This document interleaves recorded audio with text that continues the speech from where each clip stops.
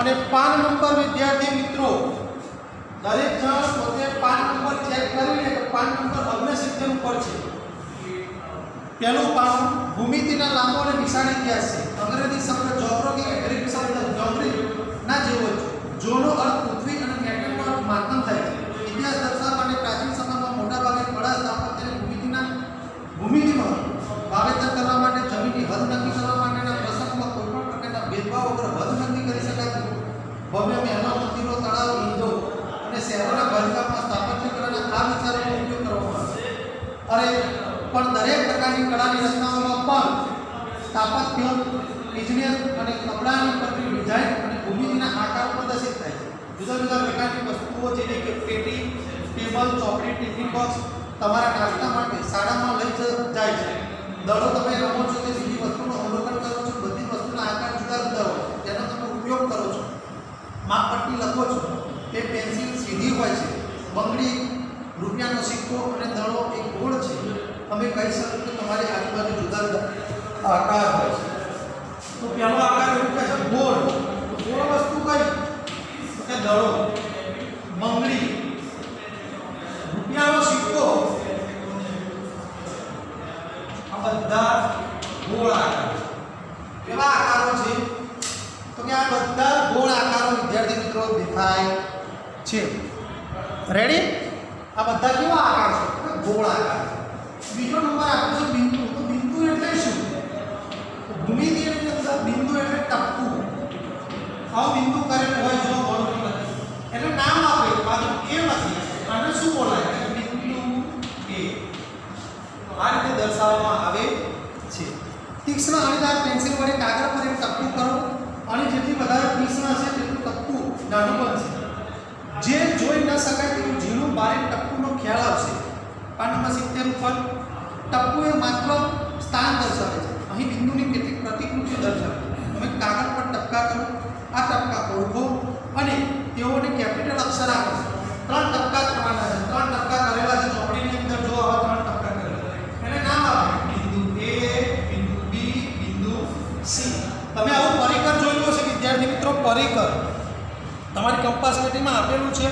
Board ઉપર કદાચ દોરવાનો પ્રયાસ કરું છું તો આવું એક સાધન તમારી કંપાસ પેટીમાં આપેલું છે. જો વિદ્યાર્થી મિત્રો તમારી કંપાસ પેટીની અંદર આવું એક સાધન આપેલું છે. એક બાજુ પેન્સિલ ભરાયેલી છે, એક બાજુ શું ભરાયેલી છે? પેન્સિલ.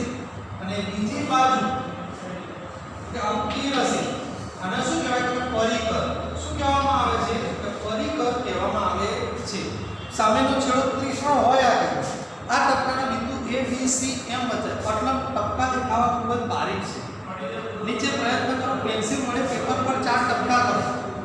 પેન્સિલ વડે 1 2 3 4 ટપકા કરો. રેડી? એને A, C, P, H નામ આપો. તો અહીંયા નામ આપીશ A, C, અહીંયા આપીશ P, H. આને શું બોલાય બધાને? તો આના બધા બિંદુ A, બિંદુ C, બિંદુ P, બિંદુ H. એટલે કે બિંદુ A ને ધારો કે કોઈ પણ હોય બિંદુ A ને સંકેતમાં લખો તો આગળ ટપકી અને પાછળ એક આ રીતે લખાય બિંદુ A લખાય છે. રેડી? બિંદુની માહિતી મળી ગઈ. કોઈ પણ જગ્યાએ બિંદુ લખવું હોય તો ટપકું કરી અને તેને લખી શકાય છે. આગળનો પોઈન્ટ છે રેખાખંડ. તો વિદ્યાર્થી મિત્રો બિંદુનો ખ્યાલ આવી ગયો હોય દરેકને. તો બિંદુ એટલે ટપકું. ટપકાના આપણે બિંદુનું નામ હોય A, B, C, D એવું પણ નામ આપી શકાય છે. और બીજો મુદ્દો છે કે રેખાખંડ. તો રેખાખંડ એટલે શું? તો વિદ્યાર્થી મિત્રો રેખાખંડ બે બિંદુઓ વડે બનતો હોય છે. કાગળના ટુકડાને દબાણ વડે મારો અને પછી તેને ઉકેલો. તમને ગળી દેખાશે. જે રેખાખંડ AB છે એ કાગળનો ટુકડો હોય એને દબાણ વડે મારો અને લીટી દોરો એટલે A અને B. એક ટપકું કરો, એક બીજું ટપકું કરો, બંને ટપકાને જોડો એટલે A અને B. આ શું થયું? રેખાખંડ AB કહેવામાં આવે છે. તો રેખાખંડ AB ને સંકેતમાં આ રીતે લખાય. રેખાખંડ AB ને સંકેતમાં AB કરી ઉપર લીટી આવું લખાય. રેખાખંડ AB કહે છે. રેડી? રેડી? બીજો ગુણધર્મ શું છે રેખાખંડ? કે રેખાખંડને માપી શકાય. રેખાખંડને માપી શકાય રેડી? રેખાખંડને બે અંત્યબિંદુઓ હોય છે. બંને છેડા હાથમાં પકડ્યા છે. અંતિમ છેડાના બિંદુઓ એ રેખાખંડના બિંદુઓ. ચોકડીમાં લે બે દોરી પકડો. અંતિમ છેડા રેખાખંડના બિંદુઓ છે. નીચે આપેલા રેખાખંડની કેટલીક પ્રતિકૃતિઓ તમે જોઈ શકો છો. પેટીની ધાર, ઊંચાઈ, પોસ્ટકાર્ડની ધાર. તમારી આજુબાજુ જોવા મળતા રેખાખંડના ઉદાહરણો શોધવાનો પ્રયત્ન કરો. કાગળની શીટ પર બે બિંદુ A અને B લો. શક્ય તેટલા તેને દોરી નાખો. કાગળની શીટ પર A બિંદુ અને બીજો B બિંદુ. હવે આને AB પણ કહેવાય, રેખાખંડ AB પણ કહેવાય અને રેખાખંડ BA પણ કહે છે. બે રીતે ઓળખી શકાય છે. AB કહેવાય અને BA વડે પણ દેખાવામાં આવે છે. તો રેખાખંડને ત્રીજો મુદ્દો, રેખાખંડને બે અંત્યબિંદુઓ હોય છે. રેખાખંડને બે અંત્યબિંદુઓ હોય છે. રેડી? રેખાખંડ AB ને રેખાખંડ BA પણ કહે છે. રેડી? અને AB પણ કહેવાય, ઊંધું કહેવાય, BA પણ કહી શકાય છે. રેડી વિદ્યાર્થી મિત્રો? એક રેખાખંડનું નામ દર્શાવેલ છે. શું એ રેખાખંડ અંત્યબિંદુઓ છે? આવું કંઈક દોરેલું છે ચોકડીની અંદર. અહીં A, B અને C બે રેખાખંડ છે. રેખાખંડ AB, રેખાખંડ AC. તો બંનેનું અંત્યબિંદુ કયું? બિંદુ A. બંને રેખાખંડના અંત્યબિંદુઓ છે. તો વિદ્યાર્થી મિત્રો, આ રેખાખંડની માહિતી થઈ. બિંદુ અને રેખાખંડ બંનેની સમજ તમને પડી ગઈ છે. હવે ત્રીજું શું આવશે? ત્રીજો મુદ્દો તો કે રેખા. કયો આવો? રેખા. તો વિદ્યાર્થી મિત્રો, રેખા એટલે શું? તો A અને B સુધી કોઈ રેખાખંડ AB ને A અને B ધારો છો એક રેખાખંડ દોરું છું. બિંદુ A, બિંદુ B. આ રેખાખંડ અને A તરફ અનંત સુધી વિસ્તાર, B તરફ અનંત સુધી વિસ્તાર. આ શું થશે? કે A, B ઉપર બંને બાજુ નિશાની અને શું બોલાય કે રેખાખંડ AB લખાય છે. રેડી? દિશામાં વગર લંબાવો. શું તમે વિચાર છો કે રેખાખંડના ચિત્ર તમે દોરી શકો? A, B બિંદુ વડે રચાતી રેખાને રેખાખંડ AB કહે છે. આને શું બોલાય છે? આના રીતે લખાય રેખા A, B ને સંકેતમાં AB કરી બંને બાજુ તીરની નિશાની રીતે દર્શાવાય છે. રેડી વિદ્યાર્થી મિત્રો? આ રીતે દર્શાવાય છે. જે બંને દિશામાં લંબાવી શકાય તેથી તે અસંખ્ય બિંદુઓ હોય. એક મુદ્દો બીજો થાય કે રેખા ઉપર અસંખ્ય બિંદુઓ હોય. રેખા પર અસંખ્ય બિંદુઓ હોય છે. ત્રીજું, રેખા બંને બાજુ અનંત સુધી વિસ્તરેલી છે. વિસ્તરેલી છે. રેખાની રચના માટે બે બિંદુઓ પૂરતા છે. આપણે કહી શકું કે બે નિર્ધારિત છે. બાજુમાં આપેલી આકૃતિ જુઓ. બાજુમાં એક આકૃતિ આપેલી છે. જે આવી આકૃતિ છે. P અને Q. રેડી? અને બીજું નામ આપેલું છે રેખા M. તો આને શું બોલાય? કે રેખા PQ બોલાય. અને બીજું શું બોલાય? કે રેખા M તરીકે પણ ઓળખી શકાય છે. એટલે કે બીજા L, M, N જેવા સંકેત વડે પણ તમે દર્શાવી શકો. કોઈ પણ સંકેત M લખો, M લખો, N લખો, કોઈ પણ સંકેત વડે તમે દર્શાવી શકો છો. આ ત્રણ સંકેત તમે ઉપયોગ કરી શકો. પાઠ નંબર 72 ઉપર જો પાઠ નંબર 72 છેદતી રેખાઓ. વિદ્યાર્થીઓ તો ખબર પડી ગઈ આ રેખાના ગુણધર્મો છે. હવે એવું કહે છે છેદતી રેખાઓ કોને કહેવાય? તો બિંદુ રેખા એ સપ્તમ ભૂમિતિના પાયાના ગુણો છે. બિંદુની લંબાઈ, પહોળાઈ, ઊંચાઈ હોતી નથી. બિંદુ એ માત્ર સ્થાન દર્શાવે છે. એક સીધી લીટીમાં આવેલા અસંખ્ય બિંદુઓ રેખા છે. રેખા બંને બાજુ, આ રેખા જે છે બંને બાજુ અનંત સુધી વિસ્તરેલી છે. રેખાની લંબાઈ માપી શકાતી નથી. ચોથો મુદ્દો લખી શકાય એ રેખાને માપી શકાતી નથી. રેખાને માપી શકાતી નથી. રેડી? ઓકે. રેખાને માપી ન શકાય. રેખાનો ભાગ એ રેખાખંડ છે. પાછો ઉલ્ટો લખાય કે રેખાનો ભાગ એ રેખાખંડ છે. રેડી? રેખાખંડની અંદર રેખા સમાઈ જાય. રેડી? કિરણ એ રેખાનો એક ભાગ છે. કિરણ એ પણ રેખાનો ભાગ છે. ત્રીજું કિરણ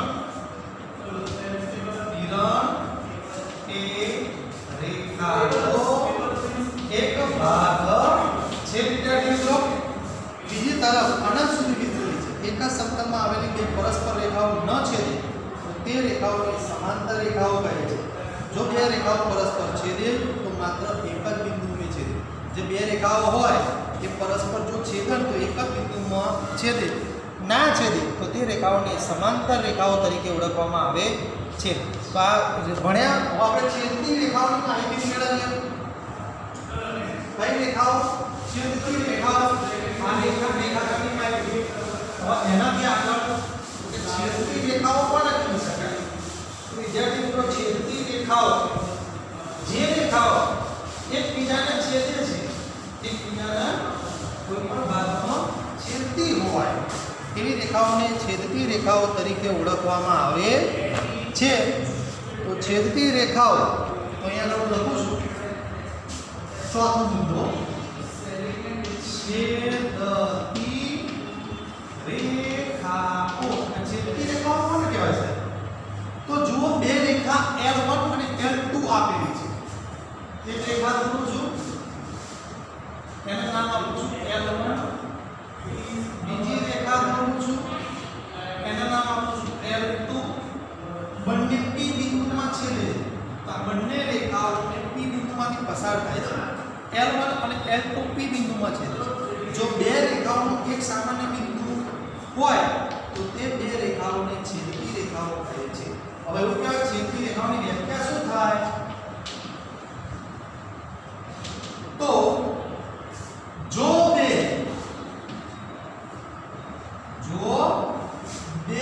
રેખાઓને એક સામાન્ય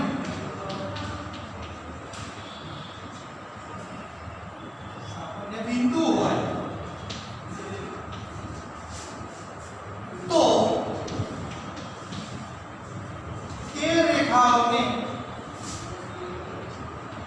છેદતી રેખાઓ.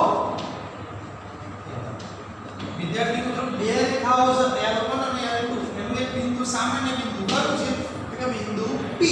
તો આવી રેખાઓને છેદતી રેખાઓ તરીકે ઓળખવામાં આવે છે. નીચે કેટલીક એકબીજાને છેદતી રેખાઓ આપેલી છે. જો તમારી નોટબુક હોય, તમારી નોટબુક આવી રેડી, એટલે આ રેખા અહીંયા છેદે છે. બીજી એક તૂટક રેખા આવેલી છે L1 અને L બંને બાજુ કેટલી નિશાની હોવી જોઈએ તો એના રેખા કહેવાય. રેડી? ચાર રસ્તા મળે. વિદ્યાર્થી મિત્રો, ચાર રસ્તા મળતા હોય તો ચાર રસ્તા મળે. આ ચાર રસ્તા મળે એ બીજાને છેદતી રેખાઓ છે. પેન્સિલ એક શીટનો તેની અંદર શું આ બે રેખાઓ એક કરતા વધુ બિંદુને છેદે છે. આવી રેખાઓને છેદતી રેખાઓ કહે છે. તો વિદ્યાર્થી મિત્રો, પાંચમો મુદ્દો સમાંતર રેખાઓ. તો સમાંતર રેખાઓ કોને કહેવાય? આની વાત કરવા જઈ રહ્યા છે. તો નીચે આપેલી આકૃતિનું ટેબલ જુઓ. તો A B C D ની સપાટી નીચે આપણે આકૃતિ જાણી. રેડી? એની સપાટી જોઈએ A B C D. Ready? D ને આકૃતિ આપેલી છે P. એની એક તૂટક રેખા આપેલી છે H. C ની આપેલી છે F અને G. આની આપેલી છે G. તો અહીં રેખાખંડ AB અને BC એ B બિંદુમાં છેદે છે. રેખાખંડ AB અને રેખાખંડ BC B બિંદુમાં છેદે છે. કયા બિંદુમાં છેદે છે? B. કયા રેખાખંડો E માં અને કયા B માં અને કયા C માં છેદે છે? હવે જો કે BC અને CD એ C બિંદુમાં છે રેડી CD અને DA એ CD અને DA એ D બિંદુમાં છેદે છે બિંદુમાં છેદે છે તો વિદ્યાર્થી મિત્રો શું રેખાખંડ AB અને AD રેખાખંડ AB અને રેખાખંડ CD રેખાખંડ AB અને CD એકબીજાને છેદે છે તો કે ના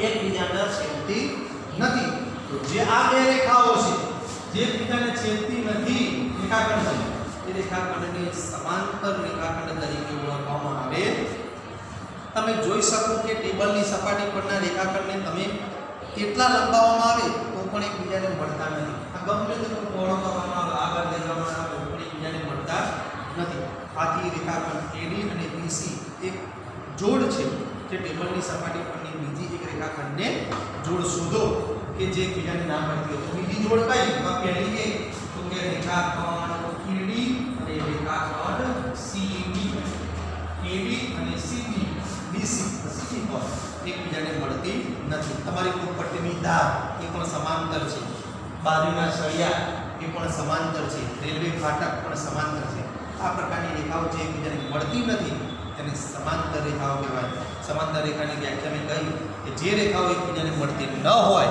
તેવી રેખાઓને સમાંતર રેખાઓ તરીકે ઓળખવામાં આવે છે તો વિદ્યાર્થી મિત્રો આ સમાંતર રેખાઓની વ્યાખ્યા થઈ એક જ સમતલમાં આવેલી બે પરસ્પર જે ન છેદે તે રેખાઓને સમાંતર રેખાઓ તરીકે ઓળખવામાં આવે છે તો માત્ર એક જ બિંદુમાં છેદતી હોય આવી રેખાઓને સમાંતર રેખાઓ કહેવાય વિદ્યાર્થી મિત્રો કિરણ તો કિરણની માહિતી આપીએ રેડી છેદતી રેખાઓ સમાંતર રેખાઓ એનાથી થોડુંક આગળ વિદ્યાર્થી મિત્રો ધ્યાન રાખીને વિડિયો ધ્યાન કરવા જોડે એટલે આવી જશે એનાથી સહેજ આગળ બહુ સહેલી વસ્તુ છે છઠ્ઠો મુદ્દો કે સાહેબ કિરણ કોને કહેવાય કિરણ એ રેખાનો એક ભાગ છે આટલું યાદ રાખો કિરણ એ રેખાનો એક ભાગ છે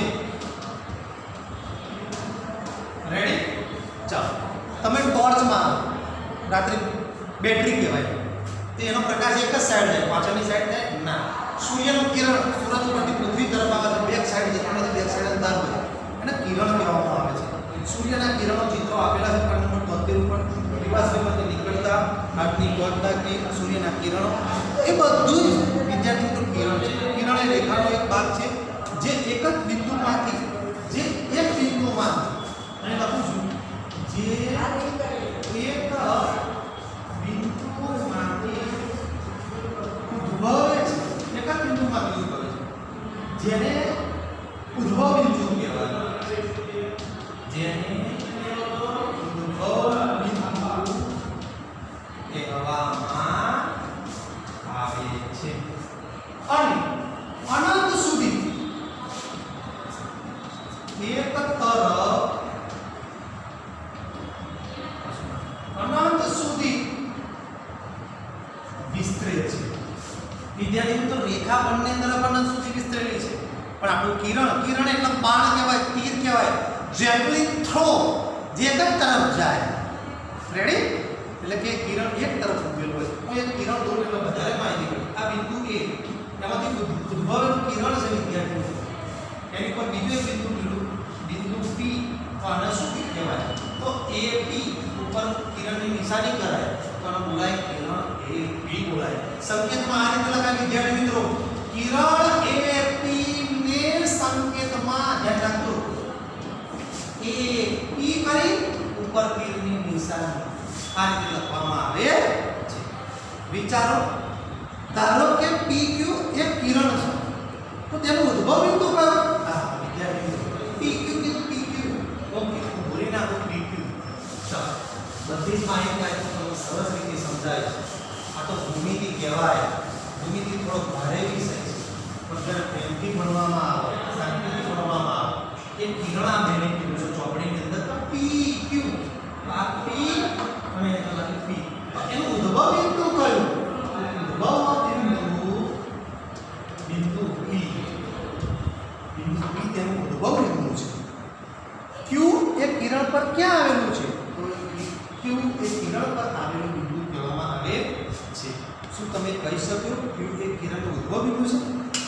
ના કહી શકાય વિદ્યાર્થી, કારણ કે P એનું ઉદ્ભવ બિંદુ છે, Q તેનું ઉદ્ભવ બિંદુ નથી. નીચે આપેલા OA સરસ કિરણ દોરવાનું છે, તેનું ઉદ્ભવ બિંદુ O, ઉપર આપેલું બિંદુ A. હવે A માંથી પસાર થાય જે O માંથી ઉદ્ભવે અને A માંથી પસાર થાય અને B બિંદુમાંથી પસાર થાય અને કોઈ બિંદુ B પણ આપણે દોરી શકાય. કિરણ પર અસર કોઈ બિંદુ દોરી શકાય, પણ એનો ઉદ્ભવ બિંદુ તો મિત્રો એક જ હોય છે કહી શકાય. આને આવું કહી શકાય? શું કહી શકાય? હા કહી શકાય. O A O B આવું કહી શકાય છે. O A અને O B એ સરખા છે કે હા? શું આપણે O A અને A O લખી શકીએ? O A A O ના લખી શકાય, કારણ કે એનો ઉદ્ભવ બિંદુ એક જ છે. વિદ્યાર્થી મિત્રો 4.1 ની શરૂઆત કરવા જઈ રહ્યા છે, તો આપણે 4.1 પૂરું કરી નાખીએ અને પછી આ વિડીયો પૂરો કરીશું. તો સ્વાધ્યાય 4.1 ચોપડીની અંદર ચાલો કિરણ, રેખા, ઉપબિંદુ બધી માહિતી આપી દીધી. રેડી? દરેકનો ખ્યાલ આવી જ ગયો છે મને વિશ્વાસ છે. ઓકે, તો વિદ્યાર્થી મિત્રો 4.1 બહુ સહેલું આપણું છે, આટલું ધ્યાન રાખીશું. આપણે શું શીખ્યા એ જોઈ લઈએ પછી 4.1 બિંદુ. રેડી? અને બિંદુ એ લખ્યું મેં, એના સંકેતમાં લખવા તો લખવું નહીં લખના એ. રેડી? બીજું શું શીખ્યા? રેખાખંડ એ બી લખવું અને બી બંને બાજુ આપી શકાય છે, બે અંતે બિંદુઓ હોય છે. રેડી? રેખાખંડ એ બી. ત્રીજું શું શીખ્યા સાહેબ? રેખા એવું લખાય કે રેખા AB કરી ઉપર બંને બાજુ કેન્દ્રની સાથે. ચોથું શું શીખ્યા કે છેદતી રેખાઓ, જે રેખાઓ એકબીજાને છેદે એટલે છેદતી રેખાઓ. પાંચમું શીખ્યા સમાંતર રેખાઓ, જે રેખાઓ એકબીજાને ના છેદે એના માત્ર બે બિંદુ હોય એટલે સમાંતર રેખાઓ કહેવાય. જેમ કે ફૂટપટ્ટી, આ બોર્ડ છે, આ બાજુ જાય ઉપર જાય એકબીજાને છેદે ના નથી સમાંતર. પછી છઠ્ઠું છે કે કિરણ. રેડી? તો એનો કિરણ એ બી લખી શકાય એ બી કરી એક બાજુ કિરણની નિશાની. વિદ્યાર્થી મિત્રો 6 પોઈન્ટ આ રીતે તમને શીખવાડે છે. બહુ સરસ રીતે તમે એને ગ્રહણ કરેલા હોય એવું મને લાગી રહ્યું છે. આજે હું 4.1 ની શરૂઆત કરવા જઈ રહ્યો છું. બહુ સહેલું સ્વાધ્યાય આ પતાવી દઈએ, પછી આગળ આપણે વિભાગ જોડની અંદર બીજું આગળ જોઈશું. 4.1 બાજુમાં દર્શાવેલો ઉપયોગ કરી લખો. રેડી? બાજુમાં કાલે આકૃતિ આપેલી છે વિદ્યાર્થી. એક આવું તીર દોરેલું છે, રેખા, એક આવું દોરેલું છે અને એક આવું દોરેલું છે. રેડી? ભાઈ O છે, B છે, અને C છે, O છે અને B છે. હવે આકૃતિ બાજુમાં રેડી? પહેલો દાખલો છે 5 બિંદુઓ દોરો. હવે આની પર 5 બિંદુઓ બતાવવાના છે, દરેકને આવડે છે 5 બિંદુઓ. રેડી? હું દરેક બિંદુ લખી નાખું. બિંદુ O, બિંદુ E, O, E, B, C અને B. થઈ ગયા 5 માં 1 2 3 4 5 5 માં લખી નાખો. B કરીને આપેલું છે રેખાઓ. રેખા અને તો કેટલી રેખા છે એ આપણે લખવાની છે. પહેલી DE આખી DE બંને બાજુ ની નિશાની. રેડી? મળી ગઈ. પછી DE મળી અને પછી DE B O જોઈએ તે રેખાઓ મળશે. રેડી? O E અને E B D O D E B O આ રેખા છે. આ ઓકે. C કિરણ. વિદ્યાર્થીઓ તો કિરણ કયા કયા? તો કિરણ જોજો B કારણ કે એ એનો ભાગ છે. B E ને પછી પડી B E. Ready? O B O E અને E B. Ready? D D B D E O B O C પણ લખી શકાય, એ બી પણ તમે લખી શકો. વિદ્યાર્થી મિત્રો ડી રેખાખંડ કેટલા છે? અહીં પર રેખાખંડ કયા કયા આપેલા છે? તો કે ડી ઈ, ચલો ડી ઈ રેખાખંડ છે. ચલો ડી ઓ પણ રેખાખંડ, આ ઈ નો રેડી. ચાલો ઈ ઓ પણ કહી શકાય, ઓ બી પણ કહી શકાય અને ઈ ડી પણ કહી શકાય. D E D O D B D E D O જે પણ કહેવા હોય કહી શકાય. આપેલા 4 મૂળાક્ષર, બીજો દાખલો, દરેક વખતે માત્ર 2 મૂળાક્ષરનો ઉપયોગ કરી નીચેની આપેલી રેખાની શક્ય તેટલા નામ લખવાના છે. જેટલા તમારું નામ આવડે એટલા બીજા દાખલાની અંદર તમારે નામ લખવાના રહેશે. તો 2 દાખલા કરાવીએ પછી ત્રીજો ચોથો આપણે આવતીકાલે કરીશું. તો એ બી સી ડી 4 રેખાઓ આપેલી છે, એ બી સી અને ડી. હવે બિંદુ એ ને લેતા, ચલો બિંદુ એ થી શરૂ કરો. એ પર લેતા કયા કયા? રેખાખંડ AB, રેખાખંડ AC અને AB, AC, AB ત્રણ થઈ ગઈ. ચાલો બિંદુ B થી શરૂ કરો. તો B થી શરૂ કરીએ તો BC, BD અને BA થઈ ગયા 3. ઓકે, બહુ સરસ.